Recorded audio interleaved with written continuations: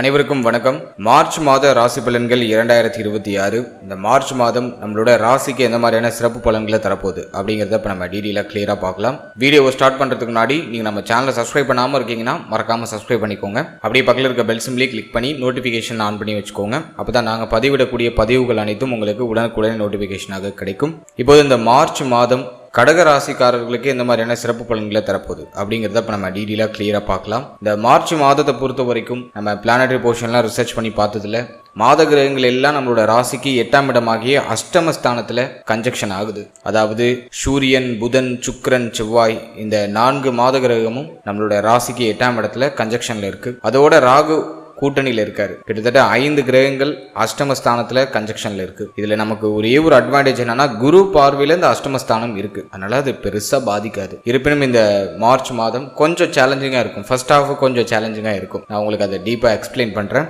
அடுத்தது சனி பகவான் பாகிய ஸ்தானத்துல பாகிய சனி போயிட்டு இருக்கு. அஷ்டம சனிலேருந்து விலகி இப்போதான் பாகிய சனி நடந்துகிட்டு இருக்கு. பரவாயில்ல.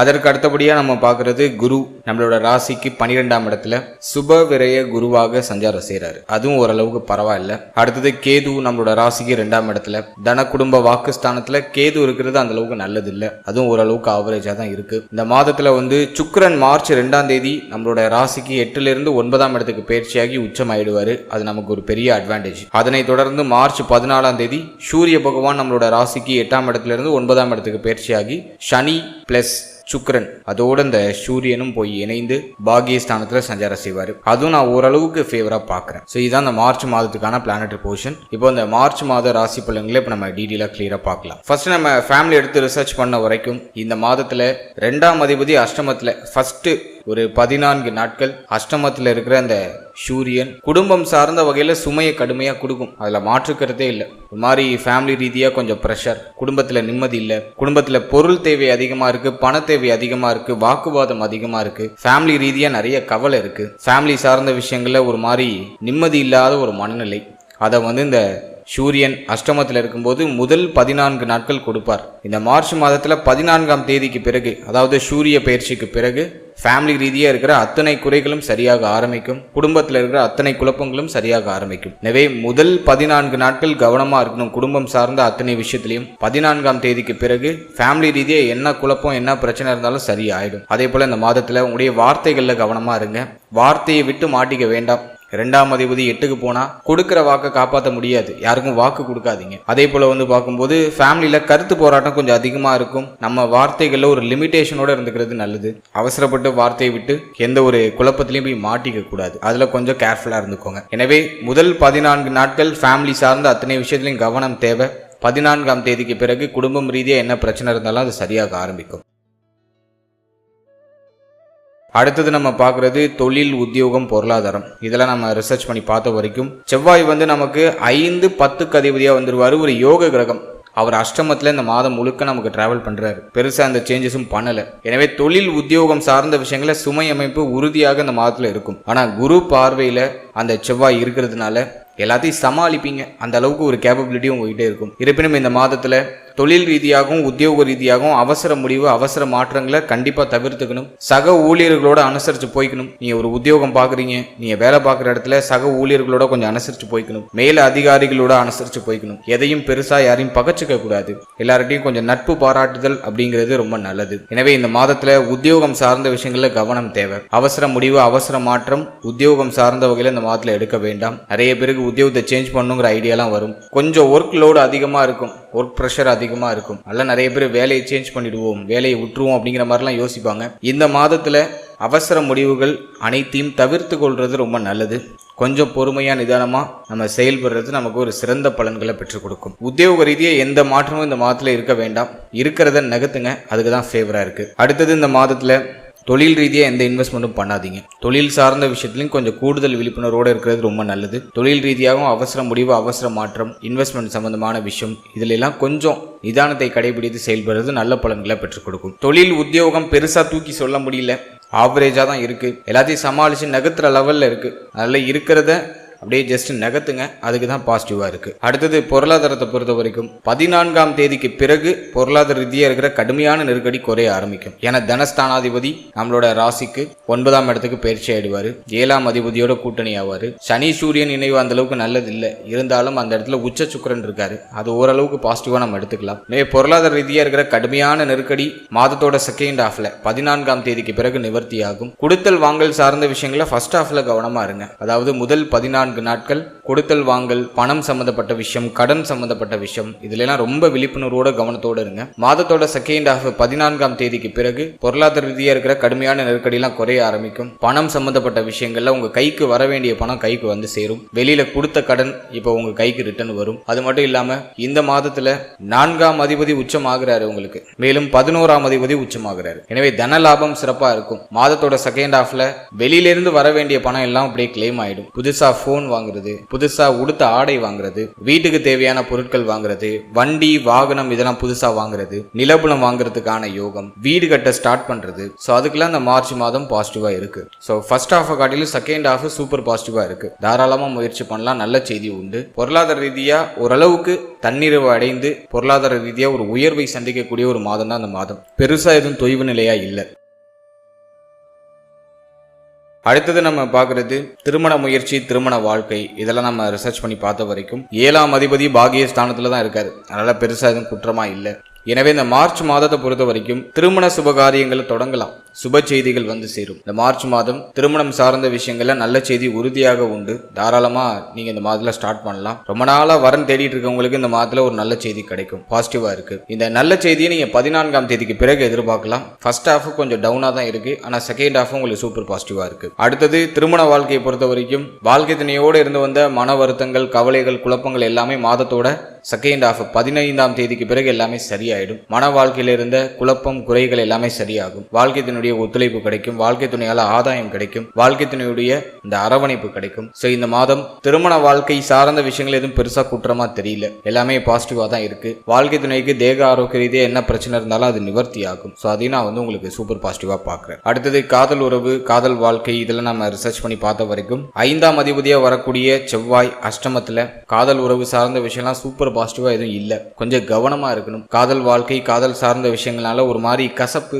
மன வருத்தம், குழப்பம், மன அமைதி கெடக்கூடிய சூழ்நிலை இதெல்லாம் அதிகமா இருக்கு. எனவே இந்த மாதம் காதல் உறவு, காதல் சார்ந்த விஷயம் இதெல்லாம் கொஞ்சம் விழிப்புணர்வோடு இருக்கிறது ரொம்ப நல்லது. அது மட்டும் இல்லாம காதல் சார்ந்த விஷயத்தால குடும்பத்துல சில குழப்பங்கள் ஏற்பட்டு நீங்க வாய்ப்பு இருக்கு. அதனால கொஞ்சம் இந்த மாதத்துல விழிப்புணர்வோடு செயல்பட்டால் சிறந்த பலனை அனுபவிக்கலாம். அடுத்தது நம்ம பார்க்கறது குழந்தை பாகியம், பிள்ளைகள் சார்ந்த விஷயம். இதெல்லாம் நம்ம ரிசர்ச் பண்ணி பார்த்த வரைக்கும் 5ஆம் அதிபதி 8ல புத்திர பாகியத்துக்கு பெருசா ஃபேவரா இல்ல, ஆனா குரு பார்வையில இருக்காரு. ஒரு சில மருத்துவ செலவுகளுக்கு பிறகு சுப செய்தியை எதிர்பார்க்கலாம், ஆனா தடை அமைப்பு கடுமையா இருக்கு. இந்த மாதம் சூப்பர் பாசிட்டிவா இல்ல, ஆனா ட்ரை பண்ணலாம். மருத்துவருடைய ஆலோசனைகளை நீங்க சரியா பின்பற்றி மருத்துவருடைய அறிவுரைப்படி செயல்படும் பொழுது சுப செய்தியை நீங்க எதிர்பார்க்கலாம். ஏன்னா குரு பார்வை உங்களுக்கு அஷ்டமத்துல இருக்கு, பஞ்சமாதிபதி குருவுடைய பார்வையில இருக்காரு. எனவே சில வழிகாட்டுதல் உங்களுக்கு கிடைக்கும். அதை சரியா நீங்க உபயோகப்படுத்தும் பொழுது, அதை சரியா நீங்க ஃபாலோ பண்ணும்போது உங்களுக்கு ஒரு நல்ல செய்தி மிக விரைவாக கிடைக்கும். இந்த மாதம் குழப்பத்தோட புத்திரபாகியத்துல சுப செய்தியை எதிர்பார்க்கலாம். அடுத்தது நம்ம பார்க்கறது பிள்ளைகள் சம்பந்தப்பட்ட விஷயம். பிள்ளைகள் சார்ந்த விஷயத்தை பொறுத்த வரைக்கும் இந்த மாதம் கொஞ்சம் டஃபா தான் இருக்கு. குருவுடைய பார்வை நமக்கு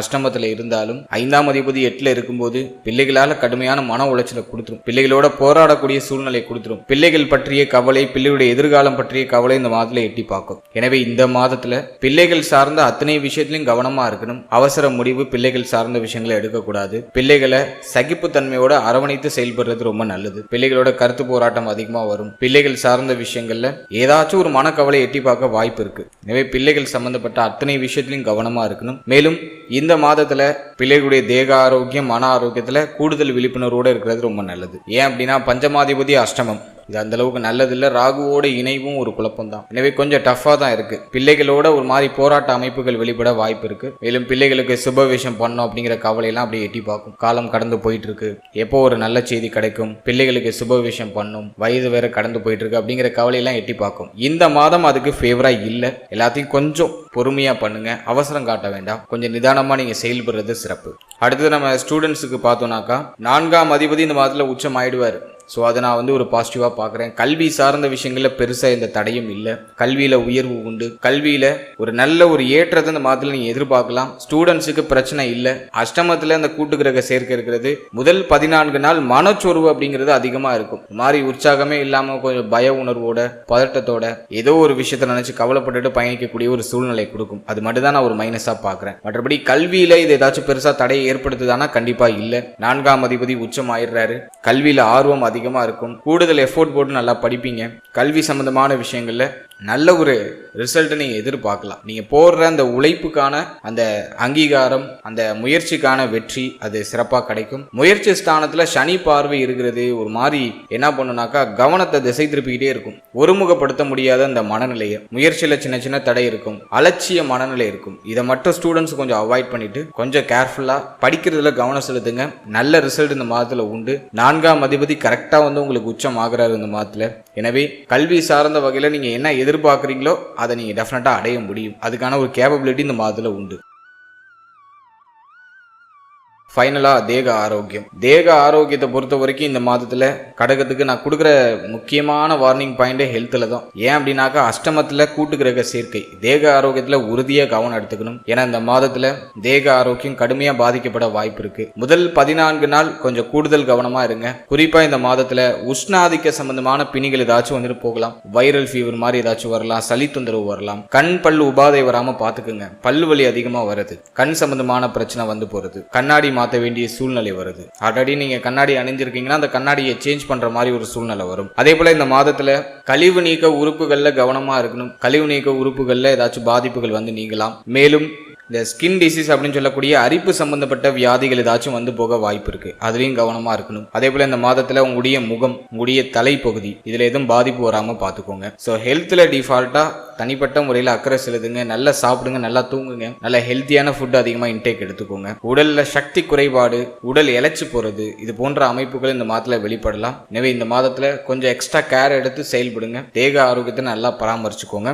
மேலும் இந்த மாதத்துல நம்ம முக்கியமா பாக்குறது வேற ஏதாச்சும் இருக்கா அப்படின்னாக்கா தந்தையுடைய தேக ஆரோக்கியம், மன ஆரோக்கியத்துல கவனமா இருக்கணும். தந்தையாரோட ஏதாச்சும் கருத்து போராட்டம், தந்தையாருடைய தேக ஆரோக்கியம் பாதிக்கப்படுறது இது போன்ற அமைப்புகள் இந்த மாதத்துல வந்து நீங்கலாம். எனவே தந்தை சார்ந்த விஷயங்கள்ல கொஞ்சம் கவனமா இருக்கணும். மேலும் பூர்வீகம், பூர்வீக சொத்து, குலதெய்வம் சம்பந்தப்பட்ட விஷயங்கள்ல தடை அமைப்புகள் ஏற்படக்கூடிய ஒரு காலம். எனவே அதுலயும் நம்ம கொஞ்சம் நிதானமா செயல்படணும். அதே போல இந்த மாதத்துல நிறைய பேருக்கு கடன் வாங்க வேண்டிய சூழ்நிலை வரும். ஏதோ ஒரு காரணத்துக்காக சுப விரைய கடன் வாங்குவீங்க. ஒரு நல்ல விஷயத்துக்கு, நல்ல காரியத்துக்காக கடன் வாங்கி ஒரு சில மாற்றங்களை செய்வீங்க. ஸோ அதுக்கு பாசிட்டிவா இருக்கு. ஓவராலா அந்த மார்ச் மாதத்தை பொறுத்த வரைக்கும் மாதத்தோட ஃபர்ஸ்ட் ஹாஃப் உங்களுக்கு கம்ப்ளீட்டா அன்ஃபேவரா இருக்கு. பெருசா ஃபேவரா சொல்ல முடியல. ஆனா செகண்ட் ஹாஃப் ஓரளவுக்கு பரவாயில்ல. எல்லாத்தையும் நீங்க சமாளிச்சு ஒரு நல்ல நிலைக்கு போறதுக்கான வழிவகைகளை இந்த செகண்ட் ஹாஃப் ஏற்படுத்தி கொடுக்குது. முதல் 15 நாள் கவனம் தேவை. 15ஆம் தேதிக்கு பிறகு ஒரு நல்ல முன்னேற்றத்தை நீங்க இந்த மாதத்துல எதிர்பார்க்கலாம். வாழ்த்துக்கள்.